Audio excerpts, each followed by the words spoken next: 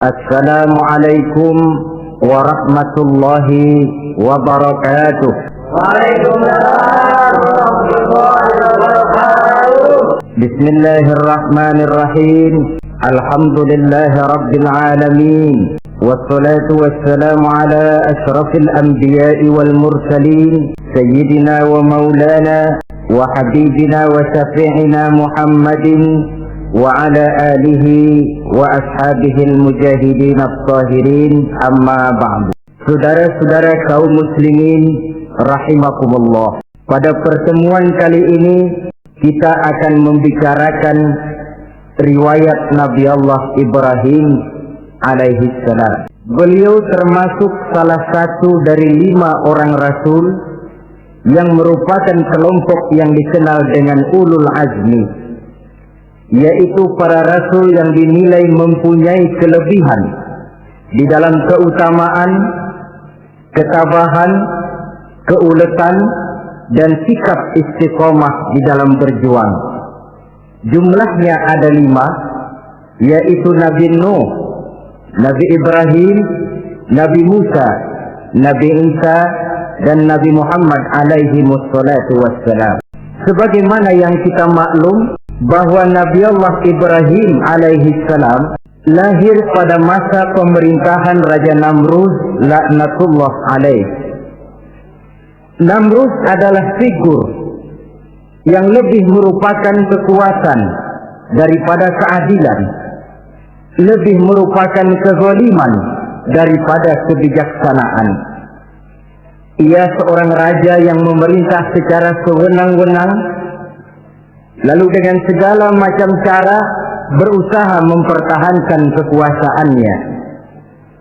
Itu sebabnya di hari-hari menjelang kelahiran Nabi Allah Ibrahim alaihi salam, entah oleh karena rasa takut dan khawatir akan munculnya orang-orang yang dapat menumbangkan kekuasaannya, entah karena bisikan ahli nujum atau dukun-dukun yang memang banyak mengelilingi istananya, ia memutuskan untuk membunuh seluruh bayi yang dilahirkan dalam bentuk laki-laki.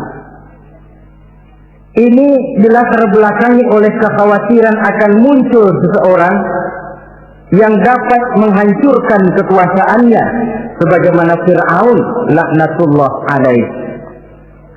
Itulah sebabnya di zaman sebelum Nabi Ibrahim dilahirkan, Raja Namrud membuat peraturan, apabila seorang ibu melahirkan bayi laki-laki, bunuh bayi itu.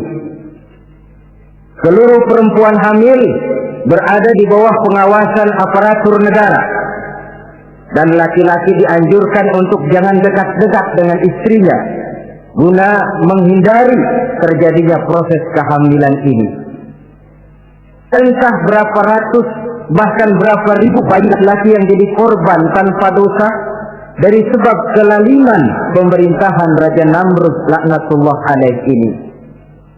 Kita teringat kepada satu hadis di mana Rasulullah sallallahu alaihi wasallam pernah bersabda, "Ya'ti 'alan nasi zamanun ru'asa'uhum kal asad wa wuzara'uhum kal zi'ab wa qudatuhum kal kilab wa katsirun nasi yawma idzin kal aghnam."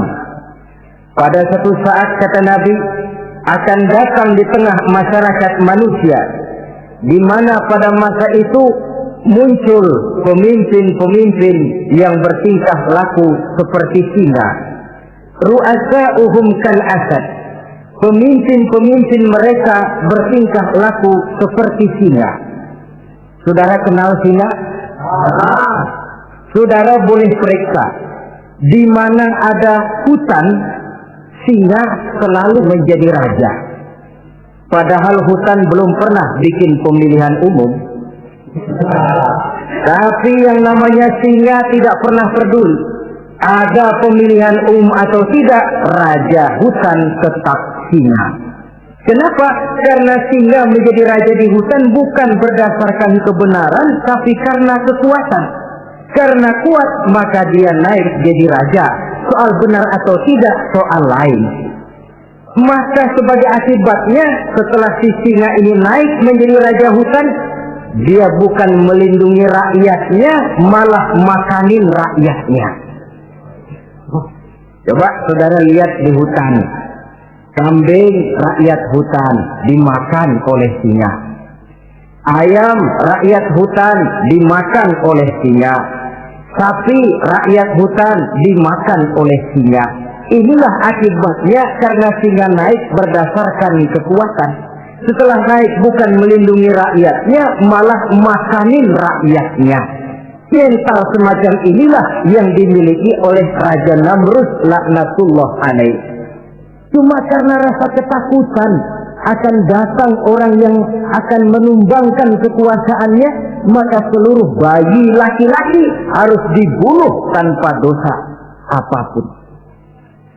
Itulah kata Nabi, akan datang di tengah masyarakat manusia muncul pemimpin-pemimpin yang mentalnya seperti singa. Lah kalau yang jadi pemimpin sudah seperti singa, wa wuzara'uhum kazi'ab, yang jadi wazir, yang jadi menteri kata Nabi, lagunya seperti serigala. Nyetel ini, apa serigala? Apa serigala itu? Saudara tahu dalam dongeng anak-anak, serigala itu kan binatang yang paling licik. Untuk terang-terangan dia tidak berani karena tidak punya kekuatan seperti sang singa. Maka dia pakai ilmu kelicikannya. Serigala itu kalau ingin makan daging ayam, pakai bulu ayam. Kalau kepengen makan daging kambing, pakai bulu kambing. Pendeknya, serigala binatang yang menghalalkan segala macam cara asal tujuan tercapai.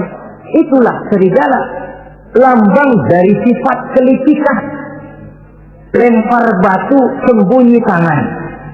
Pengen makan daging ayam, pakai bulu ayam, nyaruh jadi ayam. Pengen makan daging kambing, pakai bulu kambing, nyaruh jadi kambing. Ini akibat dari yang pertama tadi, pemimpin seperti singa, lalu menteri pun seperti serigala. Efeknya kemudian yang segera menyusul apa? Wa qudatuhum kalsilab. Kalau pemimpin sudah seperti singa, menteri sudah seperti serigala, wa qudatuhum kalsilab, akan muncullah para penegak hukum yang mentalnya seperti anjing. Inna lillahi wa inna ilaihi raji'un. Penegak hukum yang mentalnya seperti anjing itu. Anjing, saudara lihat, anjing akan setia kepada siapa saja yang memberinya daging. Kalau dia disuruh jaga rumah, dia tidak bisa membedakan mana yang maling, mana yang tamu. Biar yang datang tamu, kalau nggak bawa apa-apa, pasti digonggong. Biar yang datang maling, kalau bawa daging, anjing kalem. Pokoknya siapa yang berdaging, itulah majikan saya. Apa kata majikan saya, itulah yang saya laksanakan. Maka hilang kebenaran hukum, hancur norma-norma keadilan. Oleh karena apa? Oleh karena anjing dapat daging. Lalu dalam kondisi semacam itu, yang jadi rakyat bagaimana? Kata Nabi, wa katsirun nas yauma idzin kal aghnam. Adapun kebanyakan orang pada masa itu, lagunya sudah seperti kambing. Saudara, kambing itu binatang yang cuma menang groyokan dan tidak punya alternatif. Namanya kambing, digiring ke lapangan ende. Betul kan? Digiring ke kuali mbe, dikasih makan rumput mbe, sampai pun mau dipotong masih mbe juga. Tidak punya pilihan lain si kambing ini, tidak punya alternatif lain. Kondisi semacam inilah yang terjadi di masa pemerintahan Raja Namrud laknatullah alaih. Oleh karena diiming-iming, dibisiki oleh dukun-dukunnya, oleh nujum-nujum yang mengelilingi istananya, bahwa akan datang seorang anak laki yang kelak akan menumbangkan kekuasaannya, dia mengeluarkan peraturan. Ya peraturan singa. mulai saat ini diumumkan kepada seluruh rakyat, siapa-siapa perempuan melahirkan bayi laki-laki, bunuh hidup-hidup. Seluruh orang bunting di bawah pengawasan Hansip negara. Dan mulai malam ini, supaya semua kaum bapak jarang-jarang tidur sama istrinya. Namanya peraturan Namrud. Tapi apa yang memang Allah kehendaki untuk terjadi, pasti terjadi. Yaitu kelahiran Nabi Allah Ibrahim alaihi salam. Pada saat beliau terlahir ke alam ini oleh ayahnya yang bernama Azar, disembunyikan di dalam sebuah gua. Di sini bertemu antara nurani seorang bapak dan ketaatan kepada raja. Dia ingin taat kepada raja, dia mesti membunuh anaknya. Tapi sebagai bapak, dia sayang kepada anaknya, dia harus selamatkan. Dicarinya jalan tengah, maka Ibrahim disembunyikan di dalam sebuah gua dengan satu perhitungan tentunya. Lu mati, ya nggak apa-apa. Lu hidup, ya syukur. Sebab ini pertimbangan dia akan bikin susah dia di masa yang akan datang. Coba anak berkondisi apa adanya ditaruh di dalam gua, menurut perhitungan logika mati ini. Namun apa yang terjadi? Nabi Allah Ibrahim yang sejak masa bayi diletakkan dalam gua dipelihara oleh Allah. Nah, kalau Allah yang sudah memelihara, orang mana yang sanggup mendatangkan bencana dan mudarat? Untuk melangsungkan kehidupannya, Nabi Ibrahim itu mengisap ibu jarinya. Dan konon menurut riwayat dari ibu jarinya itu keluarlah madu. Sehingga walaupun tidak didampingi oleh ayah dan ibunya, tinggal di dalam gua seorang diri, pertumbuhannya sebagai seorang bayi menjadi seorang anak, tumbuh dengan pesat sebagai lazimnya anak-anak yang lain. Dalam ilmu tauhid ini yang dinamakan irhad. Tanda-tanda yang diberikan kepada seseorang yang akan dipilih menjadi rasul pada saat dia masih anak-anak. Ini yang dinamakan irhad. Adapun kalau dia sudah diangkat menjadi rasul, maka tanda-tanda itu dinamakan mukjizat. Kalau jatuh kepada wali, maka tanda itu dinamakan karomah, atau yang dalam bahasa kita disebut dengan keramat. Jadi kan kita ini dalam kehidupan anak-anak kita kadang-kadang bisa melihat bakat yang dimilikinya pada saat dia masih kecil. Tanda-tanda itu ada. Nah, dalam kehidupan para rasul, masa kecil mereka yang melakukan itu dinamakanlah irham. Begitulah Nabi Ibrahim tumbuh dari bayi menjadi anak-anak di dalam gua. Dan ayah ibunya kadangkala menengok dia. Pada saat dia sudah mulai pandai berbicara, dia sudah mulai berpikir. Dan pola berpikir yang pertama, satu hari dia tanya bapaknya, "Papi," kalau bahasa sekarang, "ini yang bikin alam ini sebenarnya siapa? Yang bikin saya siapa? Yang menyebabkan saya ada siapa?" "Ya kami, ibu bapakmu," kata ayahnya. "Oh begitu." "Lalu yang bikin ibu bapak siapa?"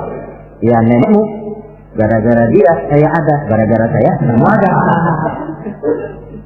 "Lalu yang bikin kakek dan nenek siapa?" "Ya buyutmu." "Lalu yang bikin buyut siapa?" "Ya bapaknya buyut." "Yang bikin bapaknya buyut?" "Ya kakeknya buyut." Kalau gitu nggak pernah selesai dong. Tentu akan ada pencipta pertama. Siapa pencipta pertama itu? "Bapaknya buntu." "Lu jangan usil dah. Temen-temen lu juga nggak pernah nanyain urusan kayak begini." "Saya nggak puas, Pak. Begini sekarang, saya mau tanya. Ini kaum kita nyembah apa?" "Nyembah berhala." Nah, yang bikin berhala itu siapa? Saya, bapakmu, Hazar. Kaum kita menyembah berhala, ini bapak. Kenapa nggak nyembah bapak aja kok tanggung-tanggung? Jawaban ayahnya tidak membuat ia jadi puas. Terus merenung siapa gerangan pencipta pertama, siapa gerangan yang patut disembah dengan sebenarnya, siapa gerangan pencipta alam semesta ini. Bila malam datang, dia melihat bintang-bintang bertabur menghias cakrawala, dia berkata, ini yang patut dianggap Tuhan, tinggi, terang benderang. Tapi manakala besok lagi bintang tenggelam, dia pun bilang, la uhibbul afilin. Saya tidak suka kepada yang tenggelam. Masa Tuhan tenggelam? Ketika malam datang, bulan pun terbit. Nah, ini barangkali yang Tuhan. Ini lebih besar dari yang semalam. Tapi bila bulan pun terbenam, lagi-lagi dia bilang Tuhan tidak mungkin terbenam. Lalu bila matahari terbit, nah ini enggak salah lagi. Ini lebih gede dari yang dua-dua kemarin. Ini pasti Tuhan. Dan manakala matahari terbenam, dia pun berkata, Tuhan tidak akan pernah terbenam. Perjalanan yang mencari Tuhan ini bisa saudara baca dalam surah Al-An'am ayat 76 sampai dengan ayat 79. Sampai Allah memberikan petunjuk kepadanya, mengangkatnya menjadi seorang rasul dan menyampaikan misi dakwahnya. Saudara-saudara kaum muslimin rahimakumullah. Dakwah yang pertama dilaksanakan tentu kepada bapaknya, kemudian kepada kaumnya. Secara psikologis ini kan makan nasi. Coba, kalau kita harus nasihatin orang lain yang tidak ada hubungannya dengan keluarga, barangkali biasa saja. Tapi nasihatin bapak sendiri, ini kan makan nasi. Mau didiamkan saja, batil dan sesat. Mau diceramahin bapak sendiri. Tapi bapak tinggal bapak, kewajiban melaksanakan dakwah jalan terus. Ini berarti bahwa tugas amar ma'ruf dan nahi munkar memang tidak mengenal posisi. Begitulah saudara-saudara, sampai kepada satu hari Nabi Ibrahim melaksanakan dialog dengan kaumnya. Saudara-saudara, hadhihi tamathil allati antum laha akifun. Surah Al-Anbiya ayat 51. Saudara-saudara, berhala-berhala ini yang bapak saya yang buat, inikah yang selama ini tuan-tuan sembah? Kaumnya menjawab, qalu wajadna aba'ana laha abidin. Iya, sebab nenek moyang kami, nenek moyang kita juga dulu nyembah itu. Bagaimana nenek moyang kita, begitulah kita. Jawab Nabi Ibrahim, laqad kuntum wa aba'ukum fi dhalalin mubin. Sebenarnya kamu dan nenek moyangmu sama, borongan satu gerbong sesat. Kok kamu ngikutin nenek moyang kamu? Mereka nggak berpikir, kamu nggak ikut berpikir. Mereka sesat, kamu ikut sesat. Kamu sudah hidup di satu zaman yang maju sekarang ini. Kenapa mau kembali ke zaman nenek moyang dulu? Menyembah berhala yang nyata-nyata tidak sanggup mendengar, tidak sanggup melihat, tidak sanggup memberikan manfaat mudarat. Pokoknya kalau kamu tidak tinggalkan berhala-berhala ini, satu saat pasti akan saya sikat dan saya hancurkan.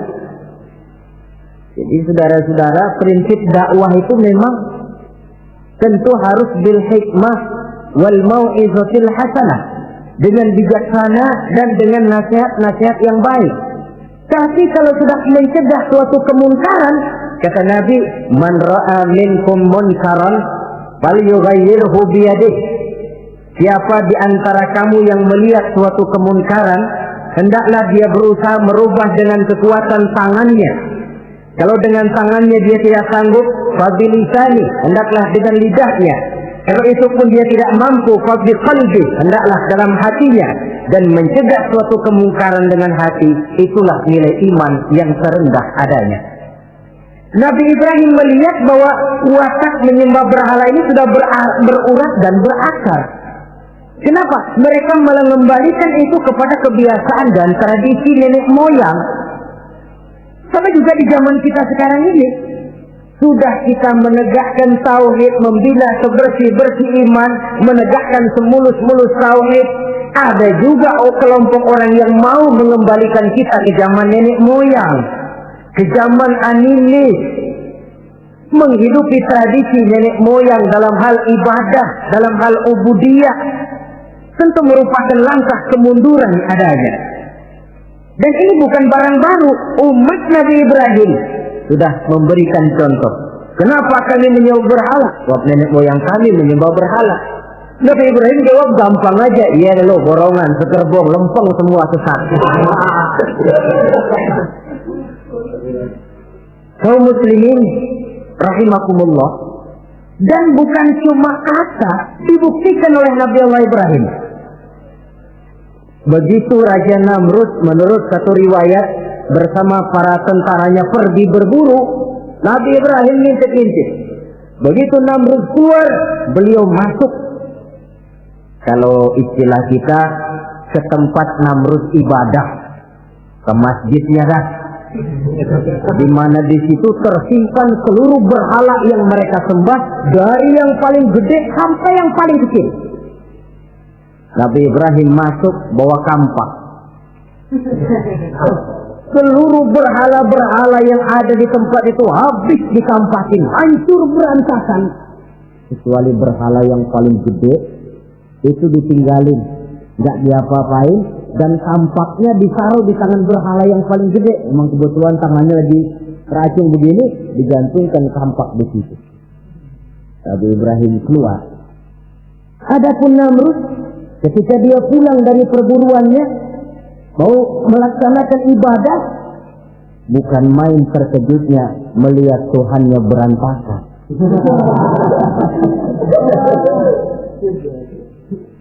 Waduh, ini celaka kerjaan siapa ini? Dikumpulkan para intel negara, staf-staf khusus. Ini ada supersip masuk kemarin, mengganggu stabilitas peribadatan kita. Ini mesti dicari siapa biang keroknya ini. Cari sampai ketemu siapa yang menghancurkan Tuhan-Tuhan kita ini. Intel pun disebar. Ada yang ke kota, ada yang ke desa, ada yang pokoknya ke seluruh penjuru. Sampai ada yang desas-desuskan. Tuan Raja, gimana? Saya dengar selentingan berita. Berita apa? Pada waktu Tuan Raja pergi berburu, seorang anak muda bernama Ibrahim masuk ke tempat ibadah kita. Barangkali dia yang menghancurkan patung-patung kita. Kalau begitu cari, tangkap Ibrahim, tangkap. Panggil kepala intel. Dipanggil, kamu cari orang namanya Ibrahim, tangkap. Kok ditangkap? Tangkap. Sebab menurut berita dia yang menghancurkan berhala-berhala kita. Ya tapi kan belum ada buktinya Pak. Soal bukti gampang, jangan, yang penting tangkap aja dulu.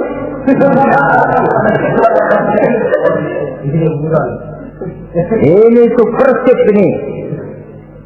Saudara-saudara,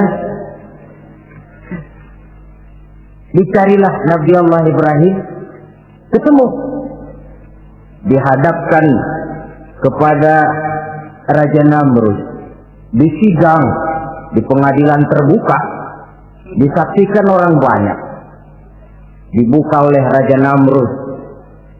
Sidang luar biasa dalam rangka memeriksa dan mengadili tertuduh Ibrahim.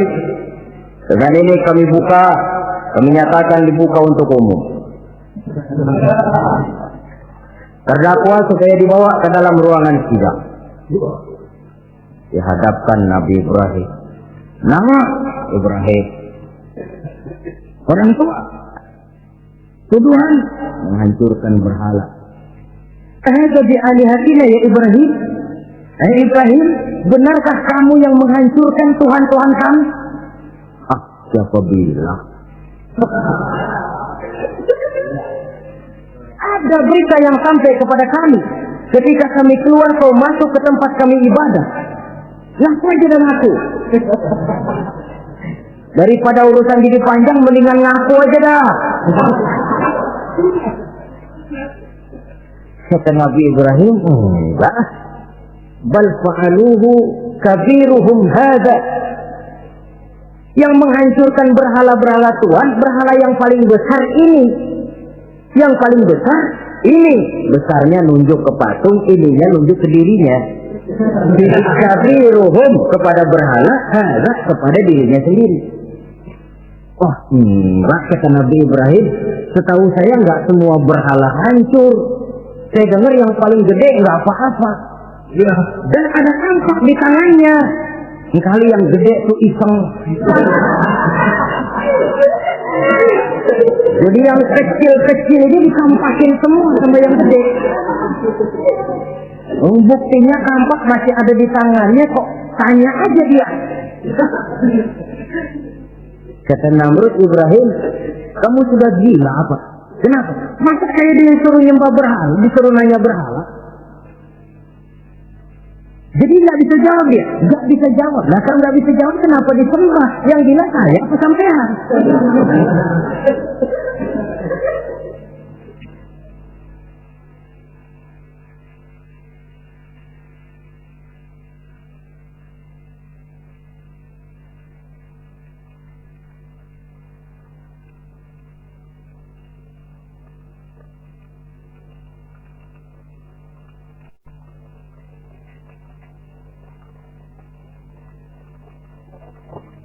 Merasa tidak sanggup menghadapi argumentasi yang diajukan oleh Nabi Allah Ibrahim, Namrud kalap. Dalam kesalapannya itulah ia menjatuhkan vonis bahwa Nabi Allah Ibrahim dihukum bakar hidup-hidup. Pada hari yang ditentukan, dikumpulkanlah kayu bakar sebanyak-banyaknya, hingga merupakan timbunan besar yang menyerupai sebuah bukit kecil. Apabila segalanya telah siap, kayu bakar itu pun disulut orang, dan api mulai menjilat ke sana kemari, makin lama makin besar, makin lama makin besar, sehingga tentara Namrud bingung. Ini Ibrahim bagaimana ngebakarnya? Kalau kita anterin ke api, kitanya ikut angus, dilemparin nggak mungkin sampai. Lalu mereka menemukan akal, dibuat semacam lentingan busur panah. Kalau istilah kita di kampung kayak selepetan gitu. Sehingga Nabi Ibrahim dilemparkan dan tepat jatuh di tengah kobaran api yang menggunung. Namrud tentu saja memandang dengan perasaan puas. Segenap konco-konco dan antek-anteknya melihat dengan hati yang lega, dan semuanya merasa hancur sudah biang kerok yang selama ini menjadi racun dan duri dalam kehidupan kita. Tapi rupanya yang mereka mau lain dengan yang Allah mau. Ketika Nabi Allah Ibrahim hampir masuk ke tengah kobaran api yang menggunung itu, datanglah perintah Allah kepada api. Ya naru kuni bardan wa salaman ala Ibrahim. Hai api, dinginlah kamu, selamatkan Nabi Ibrahim. Api ini tunduk kepada perintah Allah, ia pun dingin, sehingga Nabi Ibrahim di tengah kobaran api yang menggunung, seujung rambut pun tidak terbakar, malah kedinginan di tengah kobaran api. Lalu api ini dari besar, makin lama makin kecil, makin lama makin kecil, akhirnya padam. Yang ada tinggal tumpukan arang dan debu. Kata Namrud, mampus loh Ibrahim. Rasain. Barangkali istilah kita nih, makan pencarian lo. Pakai bertingkah mencaci maki Tuhan kami, menghancurkan berhala-berhala. Sekarang rasakan hasil usahamu. Sorak-sorai pun kedengaran.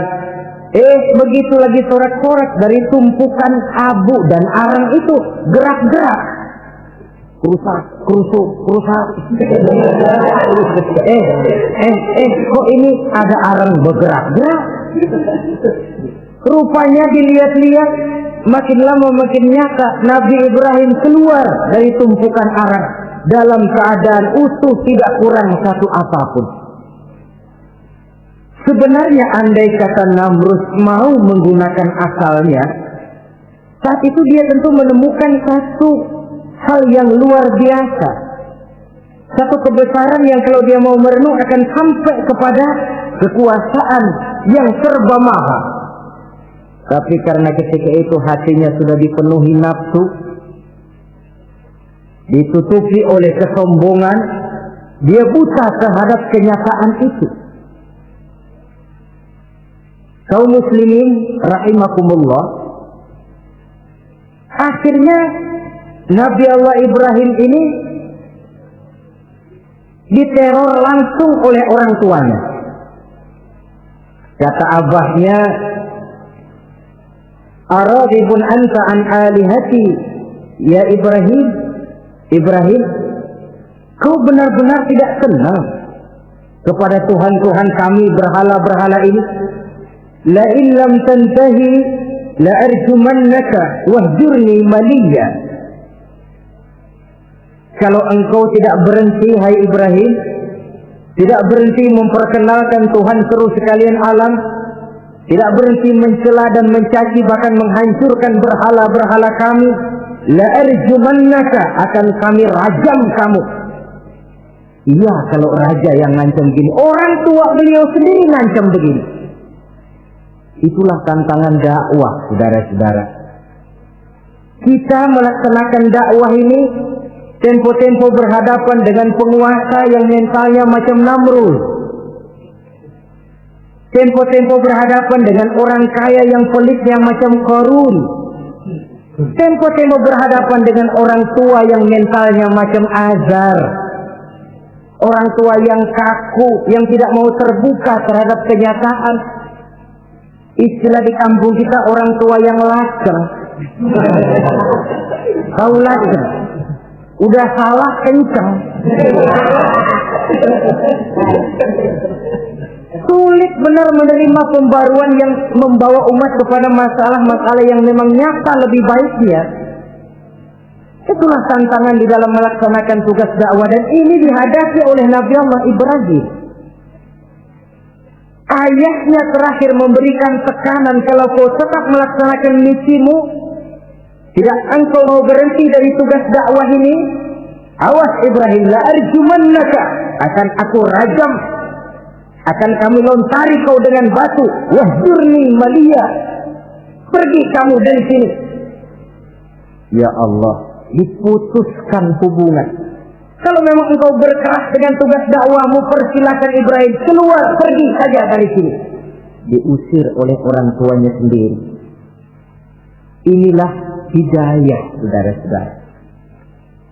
Oleh sebab itu, tugas utama kita kaum muslimin sebenarnya bukan mengislamkan orang, tapi menyampaikan Islam. Tugas kita ialah menyampaikan Islam, bukan mengislamkan orang. Sebab orang mau Islam atau tidak, itu urusan hidayah dari Allah. Jangankan kita, Nabi Ibrahim tidak sanggup mentauhidkan ayahnya Azar. Nabi Nuh tidak bisa mengislamkan putranya Kan'an. Bahkan Nabi kita Muhammad sallallahu alaihi wasallam pun tidak bisa memberikan hidayah kepada Abu Jahal dan Abu Lahab. Paman Nabi, orang tua Nabi, anak Nabi, istri Nabi sekalipun, hidayah tidak diberikan kepada mereka. mereka tidak terpanggil mengikuti kebenaran. Kalau sudah kenyataan ini yang kita temui, kembalilah kepada konsep Quran. Allahumma inni qad ballaghtu, wahai Allah, seruanmu sudah saya sampaikan, dakwahmu sudah saya canangkan, ajakan kepada tauhid sudah saya sampaikan. Allahumma inni qad ballaghtu, sudah saya sampaikan ya Allah. Perkara mereka tidak mau ikut, itu karena semata-mata hidayah berada di tanganmu ya Allah. Kalau kembali landasan dakwah kita, insya Allah tugas dakwah kita berkelangsungan. Kalau tidak, makan hati. Kita pikirin, ya orang gua ajak benar-benar nggak mau, ya dipikirin. Saya ajak ngaji malah dikasih maki, saya ajak yang baik malah saya dicemoohkan. Kok begini dakwah? Akhirnya dipikirin, sakit jantungan. Sudah orang nggak kena kita ajak beriman, kita sendiri makan ke dalam.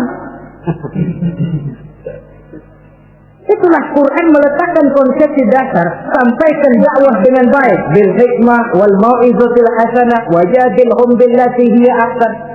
Kalau ternyata metode sudah baik tapi orang tidak juga mau beriman, tanamkan dalam hati, Allahumma inni qad ballaghtu, ya Allah, tugas saya cuma sekedar menyampaikan. Perkara mereka tidak mau, saya sudah menyampaikan ya Allah, terserah hidayahmu. Kelapangan jiwa akan kita temui di sana. Entah berhadapan dengan penguasa yang punya mental kayak Namrud, bertingkah laku sewenang-wenang, aji mumpung, mentang-mentang kuasa lalu saenake dhewe,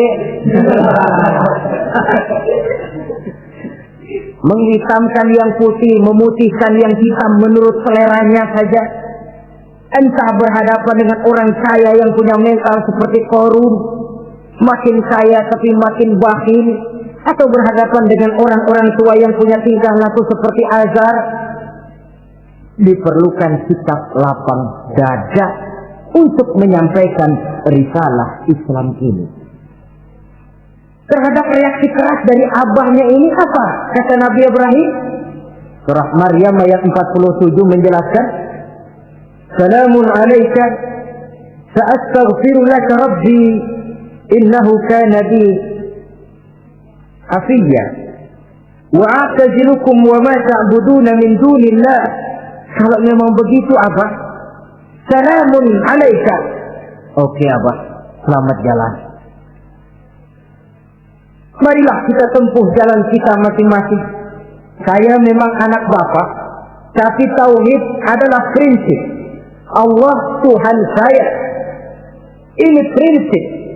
Kalau Bapak tidak mau mengikuti seruan saya, padahal saya sayang kepada Bapak, saya cinta kepada Bapak, saya tidak ingin Bapak bersekutu dengan setan, saya tidak ingin Bapak menemani setan di dalam neraka, saya ingin menyelamatkan Bapak, tapi ini rupanya vonis Bapak, hendak merajam saya, mengusir saya dari sini. Oke Bapak, salamun alaika, selamat jalan. Astagfirullah, saya akan memohon ampun kepada Allah untuk Bapak. Memohon ampun. Jadi walaupun dalam Islam kita berbeda akidah dengan orang tua, tetapi kewajiban untuk berbakti tidak menjadi putus karenanya. Dalam surah Luqman dijelaskan, apabila kedua orang tuamu memaksamu untuk menyekutukan Allah, jangan taati. Tetapi sungguh pun demikian, wa sahibuhuma fid dunya ma'rufa. Tetaplah engkau pergauli keduanya di dunia ini secara baik. Toleransi yang besar ditunjukkan oleh Islam. Dan lebih besar lagi dilaksanakan oleh Nabi Allah Ibrahim. Sungguh pun Bapak sudah mengusir saya, menolak mentah-mentah ajaran tauhid, tetap juga menyembah berhala, tetap juga bersekutu dengan setan. Saya akan memohonkan ampun kepada Allah untuk Bapak. Wa tazilukum, saya akan menjauhkan diri dari apa yang Bapak sembah, dari apa yang kaum kita sembah selain daripada Allah. Bapak menyembah berhala, kaum kita ini menyembah berhala. Wa tazilukum, saya akan menyingkir dari semua itu. Selamat jalan Abah. Istilah kita goodbye, my dear. Ini jalan yang membedakan saya dengan Abah. Jalan tauhid dan jalan syirik. Di sini kita harus berpisah. Walaupun dengan berat hati kita berpisah. Jadi keluarga dan akidah punya garis yang jelas. Umumnya, ya walaupun baik tapi memang harus ditingkatkan. Umumnya kita ini kan mayoritas merasa sebagai muslim karena keturunan. Kenapa kamu Islam? Bapak saya Islam, nenek saya Islam, saya Islam. Baik, itu pun baik. Pada mulanya memang harus begitu. Tapi lambat laun kita tentu harus merasakan bahwa keberadaan kita dalam Islam tidak cukup cuma karena faktor keturunan. Dengan kata lain, kita harus memperbaiki kualitas keislaman kita. Inilah proyek utama kita sekarang, mengislamkan orang Islam. Saudara-saudara kaum muslimin rahimakumullah. Maka Nabi Ibrahim pun meninggalkan orang tuanya, meninggalkan kaumnya, uzlah, hijrah ke tempat Baitul Maqdis, daerah di Palestina sekarang ini. Sejarah kehidupan Rasul umumnya memiliki kemiripan. Rata-rata ditentang oleh kaumnya sendiri dan sebagian besar lalu hijrah. Itu barangkali memang resiko dari satu perjuangan. Nah, begitu tantangan yang dihadapinya dalam melaksanakan dakwah. Lalu cobaan-cobaan yang diberikan Allah kepada Nabi Ibrahim pun luar biasa. Pantas kalau beliau itu masuk ulul azmi dan mendapat titel Khalilullah. Nabi Ibrahim titelnya Khalilullah, orang yang mencintai dan dicintai Allah. Khalilullah. Ini terbukti dari cobaan-cobaan yang dihadapinya. Pertama, dari perkawinannya dengan Siti Hajar, dengan Siti Sarah maksud saya, beliau tidak dikaruniai seorang anak pun. Umur sudah lanjut. Padahal anak kita tahu pelanjut sejarah, penyambung cerita, si buah hati belahan jantung. Sampai pada satu hari Hajar musyawarah. Kalau bahasa kita, Bang, bagaimana Hajar? Lama juga kita sudah berumah tangga kan, Bang?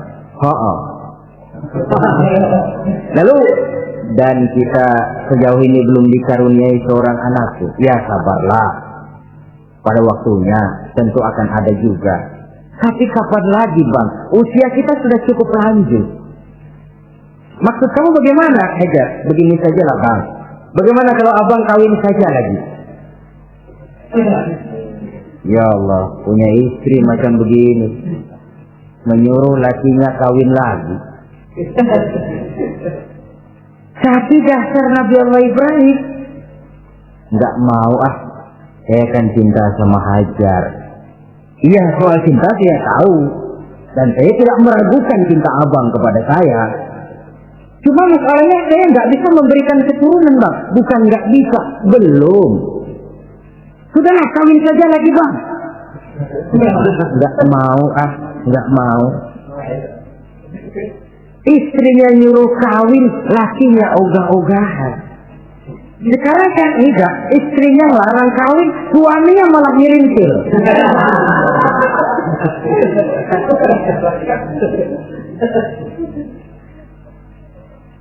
Sampai ketika didesak kata Ibrahimnya, kalau itu yang Sarah Hajar mau, biarlah, jadilah. Saya mau kawin lagi dengan syarat kau yang mencarikan istri untuk saya itu. Oleh Siti Hajar dipilihkan Siti Sarah. Kawinlah Nabi Ibrahim dengan Sarah. Dari Sarah ini beliau dikaruniai seorang putra bernama Ismail alaihi salam. Nah, cobaan datang untuk menguji Khalilullah ini. Hai Ibrahim, kau cinta kepadaku, kata Allah, seolah-olah setelah saya punya anak, masuk rasa cinta anak ke dalam hatimu. Allah mau buktikan mana cintamu yang lebih besar, kepada anakmu atau kepada aku, kata Allah. Maka turun perintah untuk menyembelih anaknya sendiri. Satu riwayat menceritakan bahwa latar belakang perintah menyembelih anak ini sebenarnya gara-gara Nabi Ibrahim juga ketelepasan ngomong. Beliau pernah menyembelih 300 ekor onta dan 1000 ekor kambing. Dagingnya dibagikan kepada fakir miskin, dilaksanakan penyembelihan itu untuk mendekatkan diri kepada Allah. Dekat. Tidak cuma manusia, malaikat kagum, dipuji Nabi Ibrahim. Bukan main Ibrahim, kaya berani. Ya, kalau miskin berani nekat kali. Ini kaya berani. Menyembelih 300 unta, 1000 kambing, dagingnya disedekahkan kepada fakir miskin. Luar biasa Ibrahim. Ketika dipuji orang banyak, itulah beliau timbul sifat manusianya. Apa kata beliau? Saya mah jangankan kambing sama unta, anak juga kalau saya punya disuruh potong, saya potong untuk mendekatkan diri kepada Allah. Kenapa ketelepasan ngomong begitu? Sebab waktu itu belum punya anak, ngomongnya enak. Sama juga kita, goma kalau punya motor, siapa juga ketemu di jalanan, gue boncengin. Lagi belum punya. Kalau udah punya, lain gayanya. Itu biasa, itu omongan orang belum kaya emang gitu.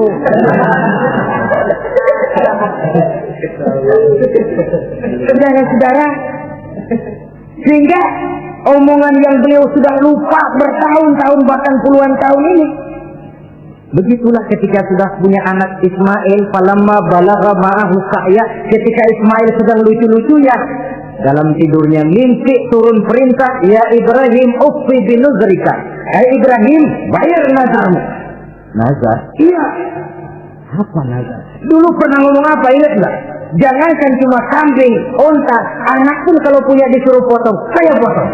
Jadi anggap nazar. Bayar nazarmu, potong anakmu. Dipikirin siangnya, semalam itu benar-benar perintah Allah apa cuma ngimpi? Kalau ngimpi kok jelas amat, kalau perintah Allah kok kelewatan amat. Pakai anak disuruh potong, emang gak ada yang lain apa? 3 malam berturut-turut mimpi sampai beliau yakin ini memang benar perintah Allah dan dilaksanakan dengan berat hati. Pagi-paginya bilang kepada Siti Sarah, Sarah, Ismail mandikan, berikan pakaian yang baik, saya mau bawa pergi dia. Kemana bang? Pokoknya mau saya mau. Berangkatlah anak beranak ini menuju salah satu bukit di daerah Mina. Ketika duanya sudah mau berangkat, iblis sibuk bukan main. Ini cobaan loh. Orang kalau mau ibadah, Pak, iblis paling gatal. Segala macam cara mereka lakukan agar orang jangan ibadah. Ini Ibrahim mau membuktikan cintanya kepada Allah. Ya Allah, lihatlah. Walaupun saya sudah punya anak, cinta saya kepadamu lebih besar ya Allah. Walaupun perintah ini menyembelih leher anak sendiri, saya potong karena melaksanakan perintahmu. Iblis ribet. Mula-mula dia bisikin Nabi Ibrahim. Hei Ibrahim, kau lihat anakmu di belakang itu, kecil, lucu-lucunya, masa anak begitu mau dipotong? Tega kamu Ibrahim. Ini perintah Allah, gak ada urusan sama ente. Kata iblis, waduh mantap juga nih. Kalau suaminya gagal, istrinya kali. Biasanya perempuan perasaannya lebih tinggi daripada pikirannya. Ini Siti Sarah barangkali, kalau Siti Hajar barangkali kalau saya perdayai bisa terpedaya. Hajar, ya, kamu tahu anakmu Ismail mau dibawa kemana? Saya tidak tahu. Mau dipotong oleh suamimu Ibrahim. Mau dipotong. Dipotong. Kok bisa begitu? Iya, katanya ini perintah Allah. Iblis, kalau memang ini perintah Allah, jangankan cuma anak saya Ismail, saya juga ibunya mau ikut dipotong. Wah, kata iblis ini gilaan lagi dari laki. Saya kira karena perempuan bisa barangkali dilemahkan semangatnya. Ya saya tidak. Ismail nih masih kecil kali ini, gampang dikelecehin. Ismail, kau mau dipotong oleh ayahmu? Dipotong. Kok bisa begitu? Katanya perintah Allah. Kalau memang ini perintah Allah, saya siap. Iblis mau ngomong lagi, Nabi Ismail ngambil batu disambitin Iblis. Pergi, laknat terkutuk kamu. Nyambitinnya itu sampai sekarang jadi ikutan dalam salah satu pelaksanaan ibadah haji yang disebut jumrah, melontar. Itu simbol permusuhan abadi antara manusia dengan iblis. Jadi kalau ada orang mau berbuat baik, iblis itu datang dari 3 penjuru. Dari bapak, dari anak, dari istri. Kadang-kadang bapaknya nggak kena, istrinya dibujukin. Laki lono sok loyar menyumbang masjid. Jangan kasih duit, simpan aja baik-baik. Istri nggak kena, anak. Segala macam cara iblis berusaha. Bahkan sampai di bukit yang dituju Nabi Ibrahim buka kartu. Ismail, Abah diperintah Allah menyembelih lehermu. Bagaimana? Kerjakan apa jangan? Kalau memang itu perintah Allah, kerjakan Abah. Insya Allah Abah akan menemukan saya termasuk orang sabar. Ini jawaban anak soleh. Coba kalau jawaban anak pintar nggak soleh, bukan begitu. Ismail, saya disuruh motong lehermu. Bagaimana? Kenapa saya Pak? Bapak aja yang tua akan potong.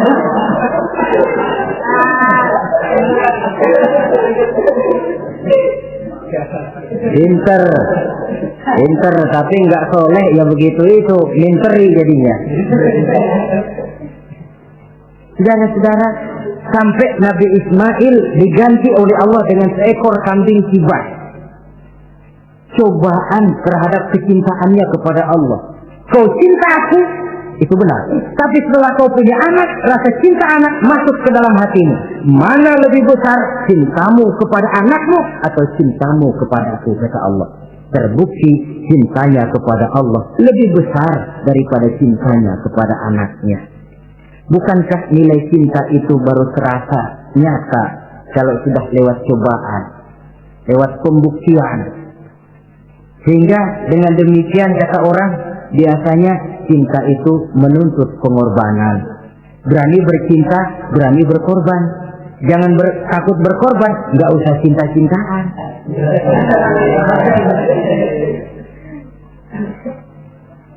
Saudara-saudara, sebab kalau orang sudah berbuat untuk sesuatu yang dicintainya, sangat boleh jadi si lemah akan jadi kuat, yang jauh jadi terasa dekat, yang takut jadi berani. Kalau orang sudah melakukan sesuatu untuk yang dicintainya.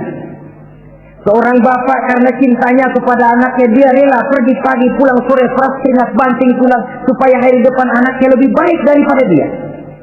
Seorang suami yang cinta kepada istrinya, tidak soal dia kepanasan dan kehujanan, mencari yang sulit-sulit yang diinginkan oleh istrinya. Contoh paling dekatnya, kalau istrinya sedang mengidam, dia tengah malam buta minta mangga dan gak musim mangga, rusak suaminya cari mangga. Cinta memang membuat yang jauh jadi terasa dekat. Lalu cobaan lain ketika turun perintah melaksanakan khitan. Umur beliau menurut riwayat Abi Daud sudah umur 80 tahun. Di zaman belum ada pisau cukur, silet, gunting, kulit sudah alot. Tapi ini perintah Allah, laksanakan. Resiko belakangan. Nabi Ibrahim pandai memilah mana kepentingan pribadi, mana perintah Allah. Nah, perkara beliau nanti pindah ke Mekah, membangun Ka'bah sampai kepada hari tuanya, ini berkaitan dengan Nabi Allah Ismail, dan akan kita bicarakan pada pertemuan di mana kita nantinya akan membicarakan riwayat Nabi Ismail alaihi salam. Untuk riwayat Nabi Ibrahim, walaupun serba singkat, hingga ini sajalah dahulu, dan mudah-mudahan menjadi tamsil, ibarat dan contoh yang bisa kita jadikan pegangan di dalam kehidupan kita sehari-hari. Terima kasih banyak atas segala perhatian. Mohon maaf atas segala kekurangan. Usikum wa nafsi bitaqwallah. Wassalamualaikum warahmatullahi wabarakatuh. Waalaikumsalam warahmatullahi wabarakatuh.